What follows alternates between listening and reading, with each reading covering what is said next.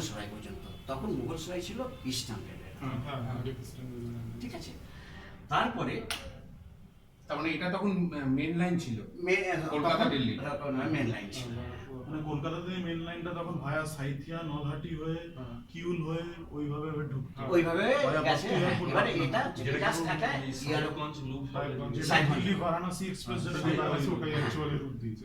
তারপরে মধুপুরটা হলো main line, সেটা যে এই ব্লু যেটা আছে এটা 1871 এই কিউলে গিয়ে কন্ট্যাক্ট হয়েছে, যেটা এখনো পর্যন্ত আছে, ঠিক আছে।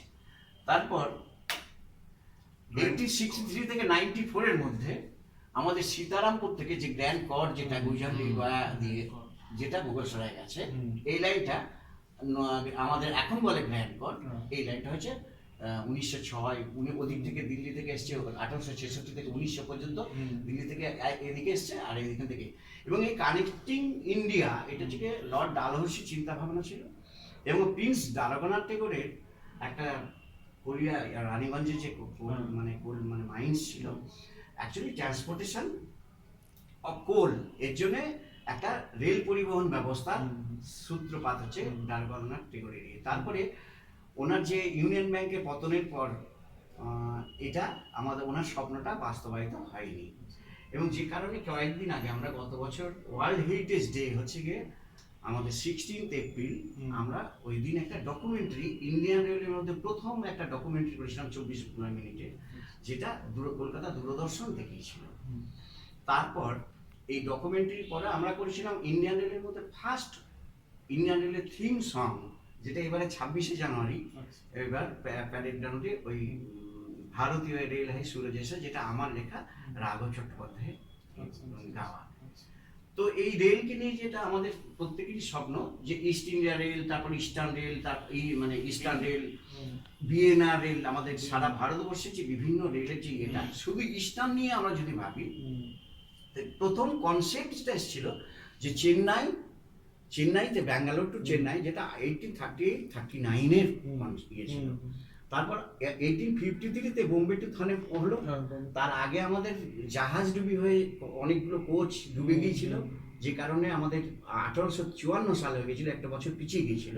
1854 সালে 15ই আগস্ট হাওড়া থেকে হুগলি পর্যন্ত, এবং তার ইনাগরাল সেরিমনিটা হয়েছিল 1855 সালে 3 ফেব্রুয়ারি অ্যাট বর্ধমান, যে বর্ধমানে যে 4 ডিসেম্বর একটা ইনসিডেন্ট হলো, এটা তো সেটা 1855 সালে।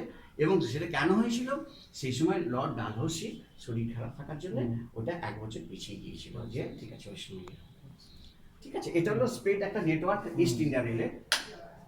তারপর হচ্ছে 1917 আমাদের কর্ড লাইন, হ্যাঁ এটা কর্ড লাইন, হ্যাঁ ওই হাওড়া বর্ধমান যে কর্ড লাইনটা আমাদের এখন যেটা গেছে ভায়া যোগগ্রাম কামারকুণ্ড, সেটা ঠিক আছে। আচ্ছা, আমি জাস্ট যদি ভুল বলি কারেক্ট করে দেবেন। 1917-এ যে কর্ড লাইন হয়েছে, এইচবিসি যেটাকে আমরা বলি, সেটা হয়েছিল ডাবল লাইন, আর অ্যারাউন্ড 88 কি 90-তে থার্ড লাইনটা হয়েছে মনে হয়, যেটা এখন ডাউন মেন।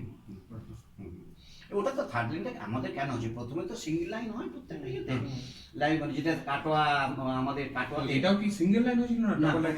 সব জায়গায় সিঙ্গেল লাইন হয়েছিল, জায়গাটা রাখা ছিল।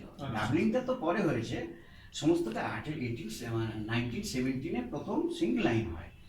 তারপরে হচ্ছে কি ডাবল লাইন। প্রথমেই ডাবল লাইন কোনো রেল মানে তোমার দেখবে, তোমরা হয়তো দেখোনি, আমি দেখেছিলাম কাটোয়া ব্যান্ডেল কাটোয়া, যে তখন স্টিম ইঞ্জিন চলতো, তা আমরা সেটাতেও মানে ইয়ে করেছি, জার্নি করেছি। তারপরে ওটা যখন ইলেকট্রিফাইড হবে, তখন সম্ভবত 1990 এরকম সময় দেখলাম আমাদের কিছু অফিসার ইলেকট্রিফিকেশনের জন্য ওখানে ট্রান্সফার হয়ে গেলেন। তখন সিঙ্গেল লাইন হলো, তখন আমাদের মনে হচ্ছে যে এতই যখন খরচা হচ্ছে তখন সিঙ্গেল করছে কেন, ডবল করে নিতে পারতো একবারে। তো তখন সেই বাজেটটা ছিল না। তারপরে সিঙ্গেল হওয়ার পরে আস্তে আস্তে ডবল হচ্ছে এখন। তা নাহলে আগে ছিল কি, একটা স্টেশন পর্যন্ত যাওয়ার পরে দাঁড়িয়ে থাকতো গাড়ি, নেক্সট স্টেশন থেকে উঠলে ক্রসিং সেকশন ছিল।